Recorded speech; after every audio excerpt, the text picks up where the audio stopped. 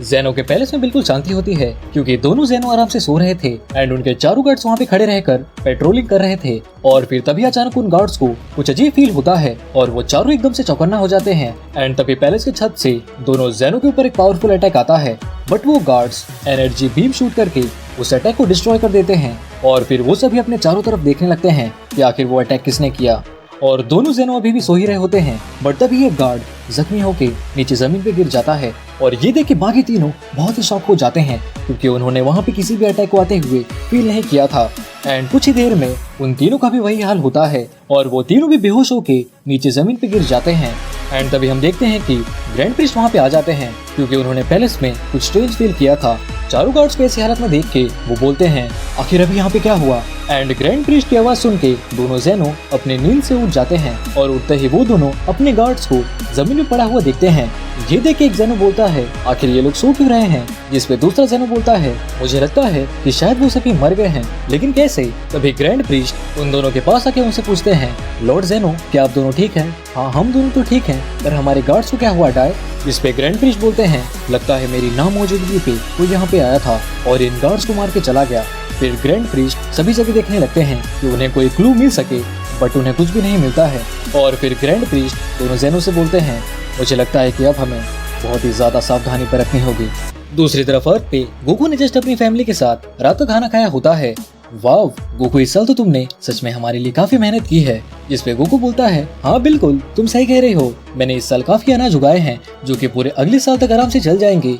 हाँ पर तुम ये सिर्फ पैसों के लिए नहीं कर रहे हो, भूलो मत तुम ये गोटेन के लिए भी कर रहे हो ताकि वो तुमसे कुछ सीख सके। गोकू बोलता है पर गोहान के टाइम पे तो मैंने ऐसा कुछ भी नहीं किया था, गोहान के टाइम पे बात अलग थी गोकू। तभी गोटेन बोलता है मॉम ट्रंक्स भी पढ़ता है पर उसके डैड तो कभी काम नहीं करते, गोटेन वेजिटा का एग्जांपल मत दो। तभी गोकू कहता है लेकिन वो तो प्रिंस है चीची और प्रिंस कभी काम नहीं करता। मुझे वेजिटा का नहीं पता गोकू, पर तुम्हारे सर पे बहुत सी जिम्मेदारियां हैं और तुम अपनी जिम्मेदारियों से भाग नहीं सकते हो भले ही कुछ भी क्यों ना हो जाए। और तभी अचानक से वहाँ पे वीस और पीरिस प्रकट हो जाते हैं। उन दोनों को देख के चीची बोलती है आखिर ये दोनों अंदर कैसे आए। जिसपे बीस कहता है ऐसे अचानक से आने के लिए हम आपसे माफी चाहते हैं मिस चीची, पर आना जरूरी था और अभी हम बहुत ही जल्दी में हैं, तो मिस्टर गोकू क्या आप हमारे साथ चल सकते हैं। और ये सुन के गोकू काफी खुश हो जाता है और कहता है ओह तो चलो ट्रेनिंग करने। पर चीची उसे कहती है गोकू तुम्हें अभी भी बहुत से काम करने हैं इसीलिए नो ट्रेनिंग। पर चीची कुछ अर्जेंट है तभी ये दोनों यहाँ पे इस वक्त आए हैं। तभी बीच में बीच बोलता है अब टेंशन ना लीजिए मिस चीची क्योंकि हमने गोकू के लिए एक अच्छी सी जॉब ढूंढ ली है। आखिर क्यों सब चाहते हैं कि मैं काम करूं, तुम्हें काफी इंपॉर्टेंट पोजीशन दी जा रही है गोकू और उसके बदले में तुम्हें अच्छे खासे पैसे भी दिए जाएंगे। ये सुन के चीची कहती है क्या इम्पोर्टेंट पोजीशन, ऊपर से अच्छे खासे पैसे भी मिलेंगे। गोकू मुझे नहीं पता कि इन्होंने तुम्हें क्या देखा जो तुम्हें इतनी इंपॉर्टेंट पोजीशन ऑफर कर रहे हैं, बट तुम इस मौके को गवा नहीं सकते हो, जल्दी से इस जॉब के लिए हाँ बोल दो इससे पहले कि देर हो जाए। ये सुन के गोकू बोलता है कम ऑन चीची इतने एक्साइटेड मत हो, पहले हम इनकी पूरी बात तो सुन ले। तो वीस बताओ क्या इस जॉब पे मुझे फाइट करनी पड़ेगी। जिसपे वीस बोलता है हाँ कुछ ऐसा ही समझ लो क्योंकि तुम जेनोसामा के न्यू गार्डियन बनने के लिए चुने गए हो। गोकू शॉक में बोलता है क्या जेनोसामा का गार्डियन। बीरस बोलता है हाँ तुमने सही सुना, जेनोसामा का गार्डियन। वाव क्या बात है, मैं जेनो का गार्डियन बनूंगा। और फिर वीस कहता है तो क्या अब तुम हमारे साथ चलने के लिए रेडी हो। तभी गोकू चीची से कहता है तुमने सुना ना चीची मैं जेनो का गार्डियन बनने वाला हूँ। बट तभी बीरस गोकू से बोलता है बार बार एक ही चीज बोलना बंद करो। ओके ठीक है पर मुझे अभी क्या करना पड़ेगा। गोकू बीस से पूछता है जिसपे बीस बोलता है सबसे पहले तो तुम्हें हमारे साथ चलना होगा। इसके बाद गोकू बीस और बीरस के साथ जेनोसामा के पैलेस के यहाँ जाने के लिए निकल जाता है। रास्ते में बीरस गोकू से बोलता है मैं तुम्हें एक चीज अच्छे से समझाना चाहता हूँ, चाहे कुछ भी क्यों ना हो जाए पर तुम जेनोसामा को कभी गुस्सा मत दिलाना, याद रखना कि वो ओमनी किंग है। लॉर्ड बीरस के कहने का ये मतलब है कि अगर तुमने जेनोसामा को गुस्सा दिलाया तो वो पूरे यूनिवर्स 7 को इरेज कर सकते हैं। जिसपे गोकू कहता है आप दोनों उसकी चिंता ना करें क्योंकि मैं जेनी के साथ एकदम प्यार से रहूंगा। जेनोसामा को जेनी मत बोलो समझे। बीरस गुस्से में गोकू से बोलता है तुम बहुत ही ज्यादा खुश नसीब हो गोकू जो कि दोनों जेनोसामा तुम्हें इतना ज्यादा पसंद करते हैं। इसके बाद बीरस और बीस गोकू को लेके जेनो के पैलेस में आ जाते हैं। दोनों जेनो गोकू को देख के बोलते हैं हे गोकू तुम कैसे हो। जिसपे गोकू उन दोनों को बोलता है हेलो मैं यहाँ पे तुम्हारा गार्डियन बनने के लिए आया हूँ। हाँ हमें पता है गोकू क्योंकि हमने ही डाई को कहा था। ओह ये तो काफी अच्छी बात है, तो मुझे क्या करना होगा। एंड तभी वहाँ पे सभी यूनिवर्सेस के एंजल्स भी आ जाते हैं। ग्रैंड प्रिस्ट उन सभी को आने के लिए शुक्रिया कहते हैं। तभी गोकू उन सभी को वहाँ पे देख के कहता है हेलो तो सभी एंजल्स भी यहाँ पे आए हैं, बट उनमें से कुछ एंजल्स गोकू को देख के बिल्कुल भी खुश नहीं होते हैं, क्योंकि उनकी नजरों में गोकू सिर्फ एक मॉडल है, जिसे बोलने की तमीज नहीं है, और वो अब ज़ेनोसामा का गार्डियन बनने जा रहा है। गोकू बोलता है, आखिर ये सभी मुझे इतने अजीब तरीके से क्यों देख रहे हैं? और फिर ग्रैंड प्रीस्ट गोकू से कहते हैं, तुम्हारा काम एकदम सिंपल है, तुम्हें दोनों ज़ेनोसामा की हर वक्त सुरक्षा करनी होगी, क्योंकि अब बाकी गार्डियंस नहीं रहे। गोकू पूछता है, उन सभी को क्या हुआ? जिस पे व्हीज कहता है, किसी ने उन सभी को मार दिया। क्या? पर कैसे? जिसपे दोनों ज़ेनो बोलते हैं, किसी ने उनका सर ही उड़ा दिया। फिर ग्रैंड प्रीस्ट बोलते हैं, कोई बात नहीं, क्योंकि अब हम उसमें कुछ भी नहीं कर सकते हैं, और गोकू ज़ेनोसामा का गार्डियन बनने से पहले मैं तुम्हें ट्रेन करूंगा। ये सुन के गोकू बोलता है, वाओ, ये तो बहुत ही कमाल की बात है, पर अभी दोनों ज़ेनो की सुरक्षा कौन करेगा?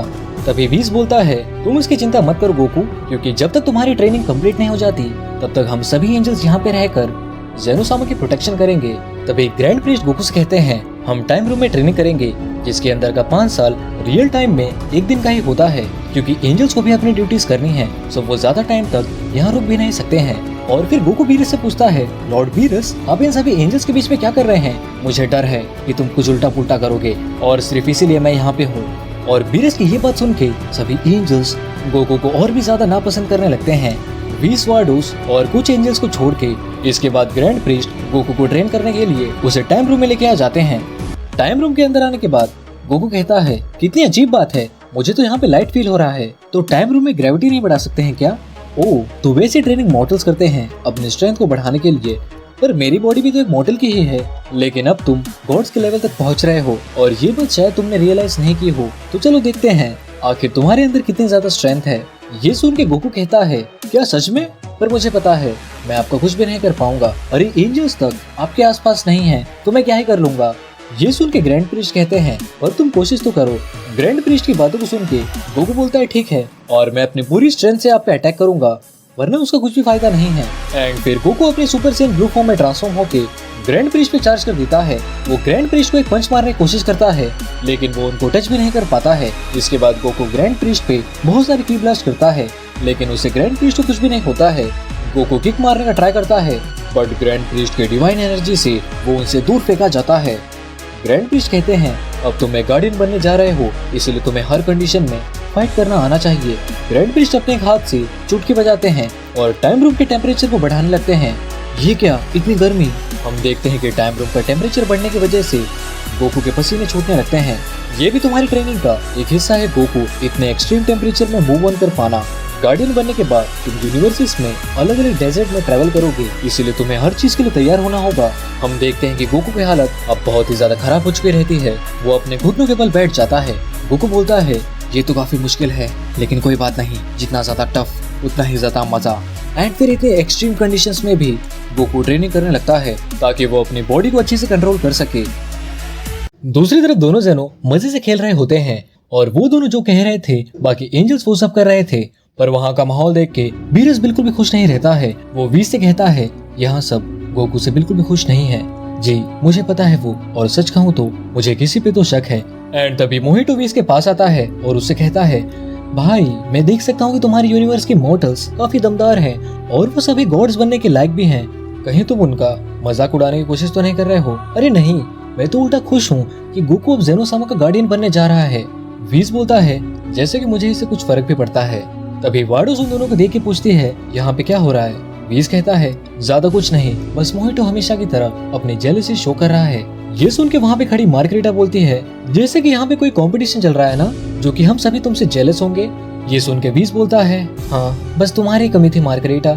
सभी एंजल्स को एक दूसरे से बहस करता देख वीरस सोचता है, इन सभी एंजल्स के बीच में तो मैं बहुत ही छोटा महसूस कर रहा हूँ। मार्गरेटा, क्या सब ठीक है? वार्डोस पूछती है। इसमें मार्गरेटा बोलती है, अब जो कि गोकू ज़ेनोसामा का गार्डियन बनने जा रहा है तो कैसे सब ठीक हो सकता है? इससे अच्छा तो जिरेन को ज़ेनोसामा का गार्डियन बनना चाहिए था। वो इस पोजीशन के लिए परफेक्ट था, क्योंकि वो बहुत ही स्ट्रॉन्ग, सीरियस और शांत है, प्लस उसका माइंड भी हमेशा शांत रहता है। ये सुन के वीरस मार्गरेटा से बोलता है, तो तुम खुद ही ज़ेनोसामा से क्यों नहीं कह देती जिरेन को गार्डियन बनाने के लिए? जिसपे मार्गरेटा बोलती है, ये बात हम एंजल्स के बीच में चल रही है, तो तुम बीच में मत बोलो, समझे? पर लॉर्ड वीरस बिल्कुल सही बोल रहे हैं और मैं उनकी इस बात को सपोर्ट करता हूँ। तो मार्गरेटा, अगर तुम्हें लगता है कि जिरेन को नया गार्डियन बनना चाहिए तो तुम खुद जाओ और ज़ेनोसामा से ये कह दो। एंड वीस की बात सुन के मार्गरेटा की बोलती बंद हो जाती है तभी वीरस कहता है, तुम्हें शायद पता नहीं, इस जैन ओसामा के डिसीजन पे कोई सवाल नहीं करता। ये सुन के मार्गरीटा गुस्से में बोलती है, तुम्हारी हिम्मत कैसे हुई मुझसे ऐसे बात करने की।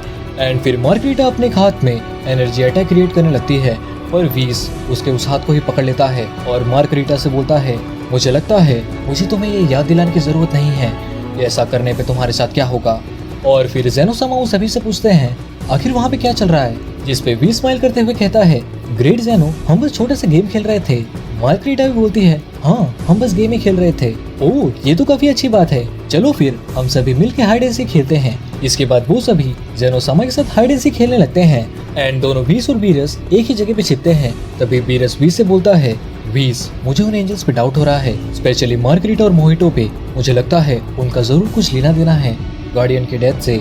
वीस बोलता है, मैं ये कहना तो नहीं चाहता बट मुझे भी कुछ ऐसा ही लगता है। दूसरी तरफ गोकू को टाइम रूम में पूरा एक दिन हो चुका था ट्रेनिंग करते हुए, रियल टाइम में पूरे 5 साल। हम देखते हैं कि गोकू एक आखिरी फाइट के लिए तैयार होता है, प्लस उसने ग्रैंड प्रिस्ट जैसे कपड़े पहने होते हैं। ग्रैंड प्रिस्ट बोलते हैं, गोकू अब जो कि हम जाने वाले हैं तो मैं चाहता हूँ कि तुम वो सब कुछ दिखाओ जो कि अभी तुमने सीखा है। ये सुन के गोकू एकदम सीरियस होके सीधा अपनी परफेक्टेड अल्ट्रा इंस्टिंक्ट फॉर्म में ट्रांसफॉर्म हो जाता है